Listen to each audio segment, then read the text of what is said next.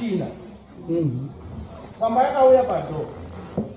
Kala yakabwera kusasegula ikuti tukufuna ni coach 11 o'clock. Nthawi 11 o'clock. Nthawi imene inali 11 o'clock. Kala yakabwera 11 o'clock. Kuzayimbira kupasi tukufuna ni coach tukufuna coach right now. Nambo zakazanga ndakimu kuzere. Kafika kuja majaji alipo, assessors alipo, private prosecutor alipo, and police alipo, mabarista alipo. Amtikira ife antawi. Ukafika muja kasama kukira, nama kukira ukapita kaka kono kukirani, mtu ajipo alipompo, amukira cheni kale kupasisika ngote. Aku kumangala basi kumapita. Nambo zote basi kanope tutapita basi. Chakala choncho tinazati komano mulungu Mungu anatiruza kuti asatiruza kuti akuzendesa bwe umapina pena pakutuko zinthu zikamayamba kukuyendera moyipa umakayika sichoncho umakayika kumati komano inu zinthu zimenezi Mulungu anatiruza kuti mwakuti anatiruza moto kumasukenda bwanji akatamangidwa pili sabana yakuti inuyo mabwera pano trial date lero ndilachisanu alachinayi lolemba nkhani kuyamba eni nkhani yitha masuku awiri atatu basi inuyo ngati tupaseni guilty basi ni kumapita nango zokuti munoti ndi guilty muno sakunamize lawyer singamuze zimene unapanga muno Anga mtarushwa wakaita. Sasa ndio kuzibaba. Kuzibaba ndio anaoya kuti inini nakaba kana. Nakata makuboni. Ndadai. Ya nokuza today. Muna mukangoda. Shete wae. Watu wewe. Mapisense. Mara mmoja. Now, the problem was, naweza kuleza na mama zimanda leza na nako. Wote wale watachukua. Ngadi mtango utachukua. Mayena. Kunyeba zimwenzengwa mwarano da achifani kunyepa. Ngabende ndizo asifani kama kukuti ni masandi. Hizo zaito ni masandi chaito zaito diwa ipa.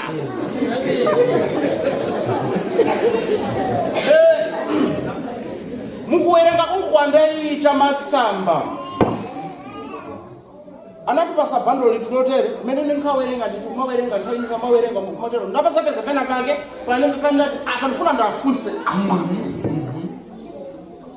sinzeru zanga ya zeru za Mulungu ndifuna ndafunse apa kandiyankha apa basi iya ananena kuti mwana akuchokera kunyumba siku ndenero siku anamenyedwa atazafika usukulu nditu thupi lake lonse lili ndi magazi malaya onse atang'ambika lili magazi imelana nenera atatimanga nabwera kunyumba nguzatenga zisulo zosiyana-siyana monga nthambo za magesi chani za mafoni chani zimene amanena kuti anamenyedwa nazozo nguzapitisa forensic science inabwera negative sanapeze DNA ya munthu wina walense tsopano analibe ina exhibit kunja kwa chani amaphotographer amene atatenga mwanawo zotero basi tafika kuja akuti basi mamba kuti nkhani kuyamba lolemba tikati taimva koma ndofuna ndikufunse kuti ya usafunse ndakulisima usafunse tikati ya ndifuna kufunsa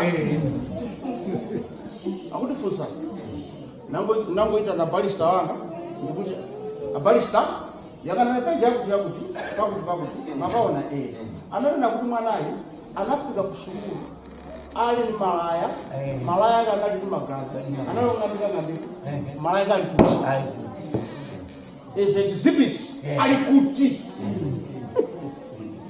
kanalibi akuti abasi mamba zimene nenazo akuti yayi zimene zisunge yayi ndikuti chabu pamene anafika sukuluko amene anamona ndi ndani amene anazalemba kuti mwana akamona mwakuti ndi ndani amene anazasintha malaya ake anazasintha zovala zake kumpasa zovala zabwino ndi ndani hani ajaja yanongomba kumaseka vasota kumanapa papalowazina zaka apolisi akuba ifetu kunyamuka mawa otinyamuka lero pita Manchester kuti tikakonzeza kuti apange imene amati video linkija kuti lolemba tambe nkhani tikatiya zimoyera walowapa ine ndimongoza basi apa nkhani yakanya nkhani yadza saka wawayi pane zimweni dzenguwa dzekuti iwe ukana wakagara so unofunga wega kuti asidanda ndisina mwayi mukandida iwe ndiri chiko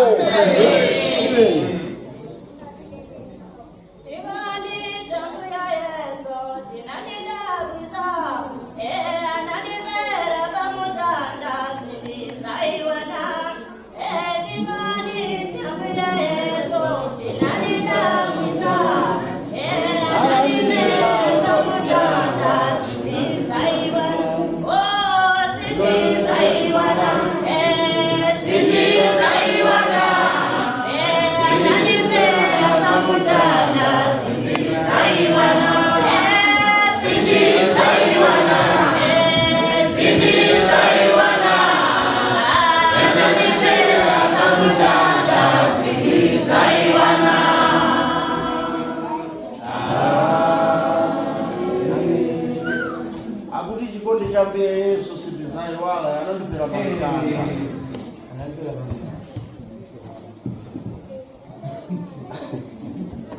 zvakaoma zvimwe nzengo munoziva wakatarisana nemajaji kudai uri mugirazi kudai hakuna hama yakawe kuti haubvumidzwi zvakare haubvumidzwi unongorwezva kurava kuti ini ndandisiri ngegamai ndanga Mwari ndaizvozvo madzimai anombodhauta baba taenda munobva mafuka kuti kana maenda umwe achaenda kwake chaenda kwake after 8 years munozovei ukaenda zara rangu rine paunodzoka unenge wasina kana mazino kana kutuka kunenge wakunetsa damesha kiksini farova muri pedzisa wakaenda kuManchester wakabva wasimuka wobva waenda nzvimbo yeManchester wasvika nzvimbo yeManchester wandoona mwana akanzi toda kuti tigadzire vhidhiyo yekuti emande wakutanga kuita trial akatera mwana akuti basi ndamba zimene manenazo koma inengu kuti ndizota sakene sana nemenye hawana kundirowa 8 months tichiita investigation 8 months tiunganidza mapepa wakuti hauna kurowa zvazvinoita manje kana zvadaro zvareva kuti nkhani yachera pompo muni nkhani akunena kuti sana nenyedo sanga mumanikizeya sanga muzoti akasiuneni kumakuda kuti ineya sana nemenye zachera pompo anazana lolemba email ife kuzatolembera kalata kuti basi musakwere kukoti lolemba nkhani yakani nkhani yata imafika nthawi nake kuti umayemba kumazisina story mazisina kuti ndinewo umazifuza weka ukamona faro kamwe kana tibanyika chikwanisa kuya tichosona matasa izvo chino chinonzi freedom wanhu tinochitorera for granted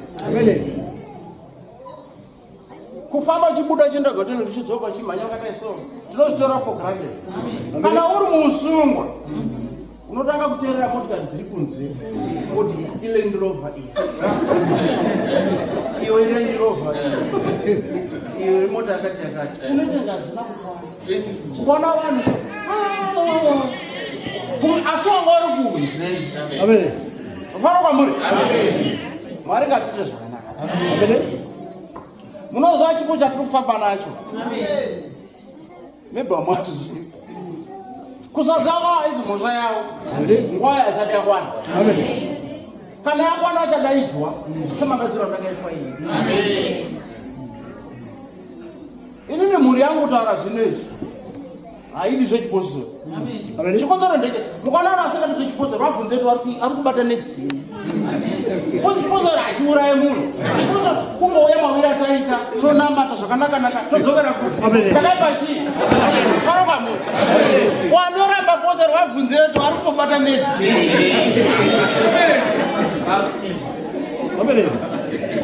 Faroka munhu Yanganani Mose, chauta kwera.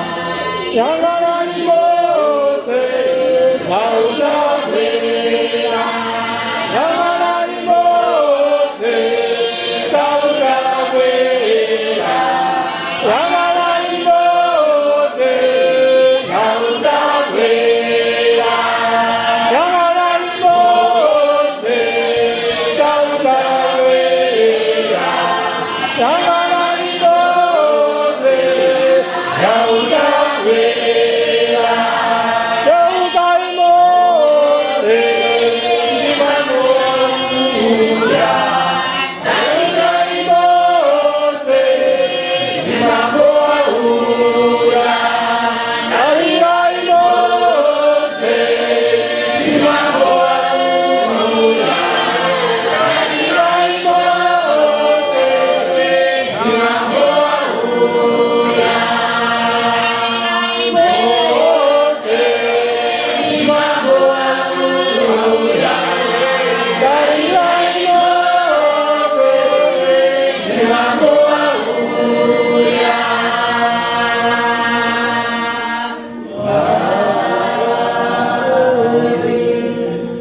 mapesa kwawandisa ndakuita ndichigara pasi faroka munhu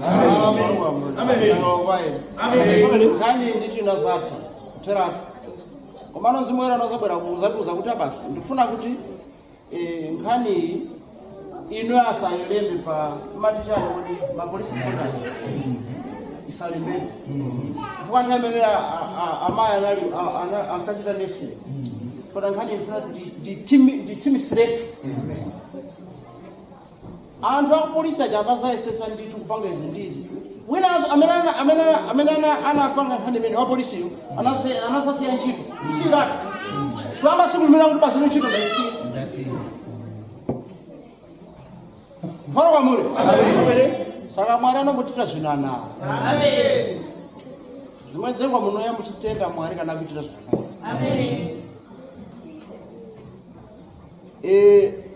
Tinopota tokanganwa dzimwe dzenguva kuti tive zvatiri ndiMwari. Wazhinji kutaura chokwadi ndakabva kuZimbabwe ndakatobva kuZimbabwe ndine bhutsu dzakasiyana kala faroka imwe yanga yakaita grey chimwe yacho yakaita yakachena dzakafanana bhutsu idzo dzombokadziona. Haleluya.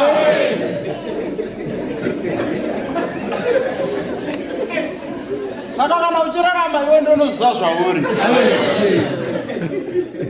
Bhutsu andonakapfeka ndaiziva kuti bhutsu dzakasiyana kala.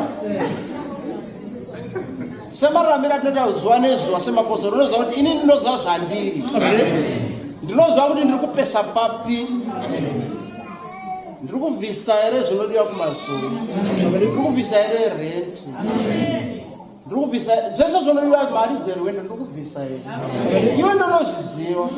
Semazira ndaita bhutsu dzangu dzakasiyana kala. Ndaigara muManchester. Salford ndokwandaigara ndai zvimwe zvindikautaurira nhasika ndakambosvika panzvimbo so madzimai anobvira ndakataura musateerere ndakasvika kuseri pape neimba yanga iripo sofa nona pape nedutu rehembe dzakaraswa ipapo ndakanonga hembe dzadzia ndaichena mazuva achero. Haleluya. Asi Mwari anombotitira nyasha mazuva anhasi handingawerengi sekuwerenga kwanakaitwa dende zako. Ipapo ndaramba ipapo Mwari akanditira nyasha.